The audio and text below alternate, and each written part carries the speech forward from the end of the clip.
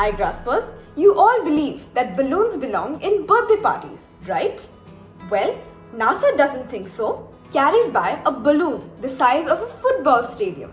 Yes, you heard me right. A football stadium-sized balloon. The Astros telescope will spend about 3 weeks drifting in the stratosphere above Antarctica and monitor many things that are difficult or impossible to measure otherwise. The balloon is expected to be launched in December 2023 from the icy continent and may go as high as a whopping 40 kilometers straight above the Earth. Wow! Who would have ever thought a common object such as a balloon would one day be used to explore the universe around us?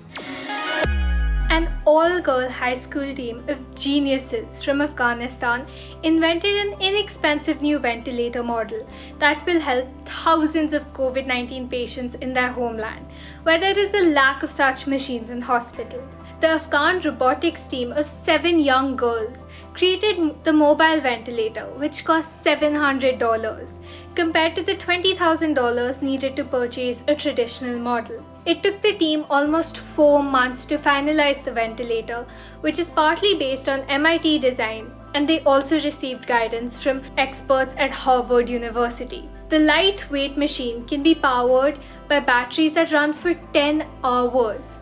Interesting, isn't it?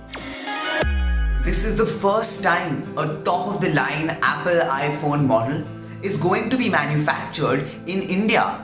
Foxconn, a leading supplier for Apple, invested up to $1 billion to expand its India factory near Chennai.